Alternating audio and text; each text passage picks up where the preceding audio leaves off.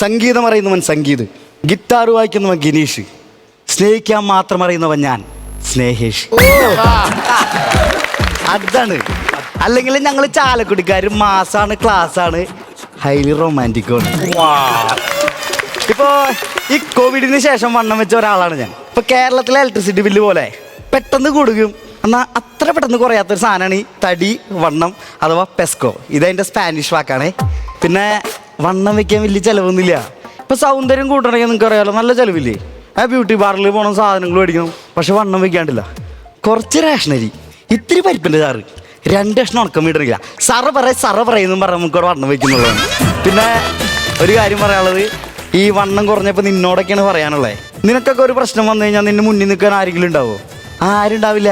പക്ഷെ ഞാൻ നോബിച്ചേട്ടൻ ഞങ്ങളുടെയൊക്കെ മുമ്പിൽ കണ്ടില്ല, ഞങ്ങളുടെ വയറുണ്ടാവും അല്ലടാ. അതേത്. പക്ഷെ എന്താ കുഴപ്പമെന്ന് വെച്ച് കഴിഞ്ഞാൽ ഇടയ്ക്കിടയ്ക്ക് ചില ശബ്ദബീജികൾ പുറപ്പെടുവിച്ചിട്ട് നമ്മളെ നാണം കെടുത്തും. ചോച്ചാ പറയും ഗ്യാസിൻ്റെ ആണ്, നേരത്തെ കേട്ടില്ലേ? അതുപോലെ.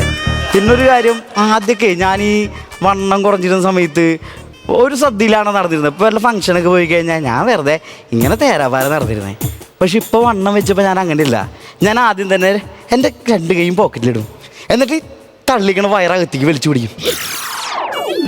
എന്നിട്ട് ഭയങ്കര ആറ്റിറ്റ്യൂഡ് ഇട്ടാണ് ഞാൻ നടക്കങ്ങനെ. നോബിച്ചേട്ടൻ നടന്നു പറഞ്ഞാൽ ഞാൻ കണ്ടായിരുന്നു. പിന്നെ അത് മാത്രമല്ല, ഗ്രൂപ്പ് ഫോട്ടോക്കൊക്കെ നിന്നാണ്ടല്ലേ ഞങ്ങളുടെ പ്രത്യേകതര പോസ് ഉണ്ട്. ചേട്ടൻ എടുത്തോ, വേഗം എടുക്ക്.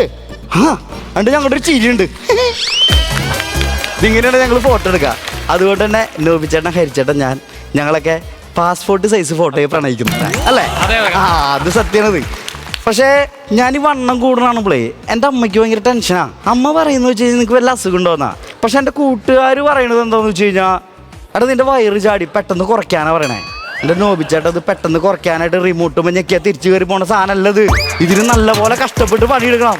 അന്ന് നമ്മളൊരു 10 ദിവസം പട്ടിണി കിടക്കാമെന്ന് വിചാരിച്ചാലോ, ഗ്യാസ് കയറിയിട്ട് വീണ്ടും വയറ് വീർക്കുക. ഇത് വല്ലാത്തൊരവസ്ഥയാണ് നമ്മുടെ. പിന്നെ എനിക്ക് മനസ്സിലായി അങ്ങനെ പോയാൽ പറ്റില്ല. കാരണം നമ്മൾ വണ്ണം കുറയ്ക്കണം. എന്നാൽ ഞാൻ വിചാരിച്ചു രാവിലെ നടക്കാറങ്ങാം. ഞാൻ എൻ്റെ കൂട്ടുകാരനെ വിളിച്ചു പറഞ്ഞാൽ നമുക്ക് നടക്കാൻ പോവാം. അവന് ഇത്തിരി വണ്ണമുണ്ട്, അവൻ ഓക്കെ എന്ന് പറഞ്ഞു. അങ്ങനെ ഞങ്ങളിങ്ങനെ നടന്നു പോയി ഒരു 2-2.5 കിലോമീറ്റർ ഉണ്ടപ്പോൾ സൈഡിൽ ചെറിയൊരു ചായക്കട. അന്നൊരു ചായ കുടിക്കാന്ന് വെച്ചാൽ അങ്ങോട്ട് ചെന്നിട്ടുണ്ടല്ല. എൻ്റെ നോബിച്ചേട്ടാ നല്ല ആവി പറക്കണ പുട്ട്, നല്ല കിടിലം ബീഫ്. ഈ പുട്ടിൻ്റെ മുകളിലേക്ക് ഇത്തിരി ബീഫ് വെച്ചൊരു പപ്പടം വെച്ച് ക്ലച്ച് ചെയ്യുന്നൊരു പടം പടച്ച് ഞാൻ അവനോട് മണക്കാന്ന് പറഞ്ഞിട്ട് എടുത്ത് പടച്ചു. പിറ്റേ ദിവസം ഞങ്ങളതിൽ നടക്കാൻ പോയി. ദേ ആ പുട്ടും ബീഫും ഞങ്ങളെ മാടി വിളിക്കുന്നു. അന്നും പോയി പടച്ചു ഞങ്ങൾ. പിന്നെ എല്ലാ ദിവസവും ഞങ്ങളുടെ പോക്കി പുട്ടും ബീഫും കഴിക്കാൻ വേണ്ടിയിട്ട് മാത്രമാണ്. ഇപ്പം എൻ്റെ ഫോണിൽ അലറാൻ വരെ അങ്ങനെയാ, പുട്ട് ബീഫ് at 5 AM. ഇങ്ങനെയുണ്ട്. പിന്നെ ഈ ജിമ്മിൽ പോയാൽ വണ്ണം കുറയുള്ളൂ എന്ന് എനിക്ക് മനസ്സിലായി. കാരണം നമ്മൾ എക്സസൈസ് ചെയ്യണമെങ്കിൽ മാത്രമേ വണ്ണം കുറയുള്ളൂ. അപ്പോൾ ഞാൻ എന്ത് ചെയ്തു, നമ്മൾ സ്ഥിരം ജോലിക്ക് പോകണ വഴിയിലൊരു ജിമ്മുണ്ട്. ഞാൻ അവിടെ ചെന്നപ്പോഴാണ് അത് മനസ്സിലാക്കിയേ. അതായത് ഈ ജിമ്മ് ഇരിക്കുന്നത് 3ാമത്തെ നിലയുടെ മുകളിലാണ്. ഒരു ലിഫ്റ്റ് പോലും ഇല്ല. നോക്കുമ്പോൾ തന്നെ തല ഇറങ്ങുക. പിന്നെ ഞാൻ ഒരു 2-3 മാസം കഷ്ടപ്പെട്ട് ബുദ്ധിമുട്ടി തെണ്ടി തിരിഞ്ഞ് നടന്ന് താഴെയുള്ളൊരു ജിമ്മ് കണ്ടുപിടിച്ചു.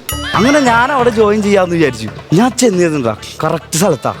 അവിടെ നല്ല പെമ്പിള്ളേരുണ്ട് ജിമ്മിൽ. എനിക്ക് ഭയങ്കര സന്തോഷമായി. കാരണം ഞാൻ സിംഗിളാണല്ലോ. അപ്പം ഞാൻ പിന്നെ കുറേ സ്വപ്നങ്ങളാണ് കാണുന്നത്. അത് ഞാൻ ജിമ്മിലേക്ക് ചെല്ലുന്നു, 2-3 പെമ്പിള്ളേരുണ്ട് വളയ്ക്കുന്നു. പിന്നെ ഞാൻ കമ്മന്ന് കിടന്ന് പുഷപ്പ് അടിക്കുമ്പോൾ ഒരു പെങ്കൊച്ച് ഇവിടെ, പിന്നെ ഈ കൈ ഇങ്ങനെ പിടിക്കുമ്പോൾ ഇവിടെ ഒരു പെങ്കൊച്ച് തൂങ്ങിക്കിടക്കണം, ഇങ്ങനെ പിടിക്കുമ്പോൾ ഇപ്പുറത്ത് വേറൊരു പെങ്കൊച്ച് തൂങ്ങിക്കിടക്കണം. പിന്നെ ഒരു പെങ്കൊച്ചിനെ അങ്ങനെ കോരി എടുത്തിട്ട് നമ്മൾ ഹിന്ദി സിംഗർ ഷാറുഖ് പറഞ്ഞോളൂ ഇങ്ങനെ, ഞാൻ നിന്നെ പ്രേമിക്കുന്നു, നീ ഇല്ലാതെ എനിക്ക് പറ്റില്ല. മലയാളം എന്താണ്, ഹിന്ദി അല്ല ഷാരൂഖ് ഖാൻ? എനിക്ക് ഹിന്ദി അറിയില്ല, അത് ഷാറുഖ് ഖാനും അറിയില്ല, ഇത് മലയാളം ഡബ്ബ. അങ്ങനെ കുറെ സ്വപ്നം കണ്ടിട്ടാണ് പോണേ. അത് എനിക്ക് പെമ്പിള്ളേരെ അങ്ങോട്ട് പെരുകണം. അങ്ങോട്ട് അവിടെ ചെല്ലുമിടില്ല. ട്രെഡ്മില്ലില് മോളിക്കുട്ടിച്ച് 60 വയസ്സ്, കൊളസ്ട്രോള് ഹൈ. ഇപ്പുറത്തെ ലീലാമ്മ ചേച്ചി അവിടുന്ന് ഡമ്പലടിക്കണം, 58 വയസ്സ്, ആൾക്ക് ഷുഗർ കൂടുതൽ. തൊട്ടപ്പുറത്ത് മറിയാമ്മ ചേച്ചി ചെസ്റ്റിനടിക്കണ് വിത്ത് ശ്വാസം മുട്ട്. എൻ്റെ പൊന്നു ചേട്ടാ, എൻ്റെ ശ്വാസം മുട്ടിപ്പോയി. നീ ഒരു നിങ്ങൾ ആലോചിച്ചു, ഞാൻ ട്രഷറിലാണോ ചെന്നത് അത് ജിമ്മിലാണോ ചെന്നത്? പിന്നെ എനിക്ക് തോന്നി ജിമ്മിൽ പോക്കൊന്നും നടക്കില്ല, അതുകൊണ്ട് ഞാൻ ജിമ്മ് പരിപാടി നിർത്തി. പക്ഷെ ഇപ്പം എൻ്റെ വിഷമം എന്താണെന്ന് വെച്ച് കഴിഞ്ഞാൽ, ഈ കല്യാണം റെഡി ആവില്ല. ഈ വണ്ണമുള്ളതുകൊണ്ടാണ് ഏറ്റവും വലിയ പ്രശ്നം. എനിക്ക് തോന്നുന്നു ഇപ്പോൾ നിങ്ങളോട് പെൺപിള്ളേരോട് പറയാനുള്ളേ, അതായത് നിങ്ങളേ ഈ വണ്ണം കുറഞ്ഞ ആൺപിള്ളേരെ കെട്ടുമ്പോൾ നിങ്ങൾ ബൈക്കിന് പോകുമ്പോൾ അവരുടെ ഷോൾഡറിൽ മാത്രമല്ല പിടിക്കാൻ പറ്റുള്ളൂ, എന്തൊക്കെ എവിടെ വേണമെങ്കിലും പിടിക്കാം. പക്ഷെ എന്താ കുഴപ്പമെന്ന് വെച്ച് കഴിഞ്ഞാൽ അങ്ങനെ പിടിക്കാൻ എനിക്ക് പെണ്ണില്ല എന്നുള്ളതാണ് എൻ്റെ ഏറ്റവും വലിയ വിഷമം. പിന്നെ ഞാൻ ഇത്രയും കാര്യങ്ങൾ പറയുമ്പോൾ നിങ്ങൾ വിചാരിക്കണ്ടാവും, ഞാൻ ഭയങ്കര ദുഃഖത്തിലാണ്. ഈ വണ്ണം എനിക്കൊരു പ്രശ്നമാണ്. പക്ഷെ അങ്ങനെയല്ല, എനിക്കൊരു വിഷമമില്ല സാധിച്ചേട്ടാ, എനിക്കൊരു വിഷമമില്ല. ഇപ്പം നോബിച്ചേട്ടനും സാധിച്ചേട്ടനൊക്കെ സിനിമയിൽ അഭിനയിക്കുമ്പോൾ വെയിറ്റ് കുറയ്ക്കില്ല ഒരു ക്യാരക്ടർ ചെയ്യാൻ വേണ്ടി. നിങ്ങളെക്കാളും ഡെഡിക്കേറ്റഡാണ് ഞാനില്ല. ഈ 5 മിനിറ്റ് കണ്ടന്റ് പറയാൻ വേണ്ടിയിട്ടാണ് ഈ 25 കിലോ കൂട്ടിയതും 2 അടി ഹൈറ്റ് കുറച്ചതും. ഭയങ്കര ഡെഡിക്കേറ്റഡാണ് ഞാൻ.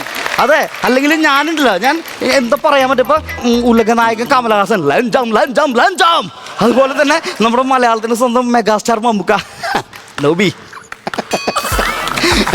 അതുപോലെ തന്നെ നമ്മുടെ ചിയാൻ വിക്രം എന്ന കമ്മനാട്ടി. കാരണം ഞങ്ങളൊക്കെ മെത്തേഡ് ആക്സസ്, ഞങ്ങൾ കഥാപാത്രം കിട്ടിക്കാൻ ഞങ്ങളുടെ ജീവിക്കും, അങ്ങോട്ട് മരിക്കും. എനിക്ക് അഭിനയം എന്ന് പറഞ്ഞ പ്രാന്താണ്. അതിപ്പോഴും ഭ്രാന്തല്ലേ? അല്ല, അല്ലെങ്കിലും ഭ്രാന്താണ്. അപ്പൊ ഞാൻ ഒരു ക്യാരക്ടർ എന്തും ചെയ്യും. അത് ഞങ്ങൾ മെത്തേഡ് ആക്ടാണ്. We are a method actor. പക്ഷെ ഒരു കുഴപ്പം എന്താന്ന് വെച്ചാലേ, അവരിങ്ങനെ എന്നെ പോലെ 10 മിനിറ്റ് പെർഫോം ചെയ്തിട്ട് പട്ടി കണക്കിനോളം ഇങ്ങനെ അണയ്ക്കാറില്ല. കയ്യും കാലും വേണമെങ്കിൽ നോബി ചേട്ടാ ഇത്തിരി ഉപ്പിട്ട കഞ്ഞെല്ലാം കിട്ടോ, തല ഇറങ്ങിയിട്ട് പാടില്ല.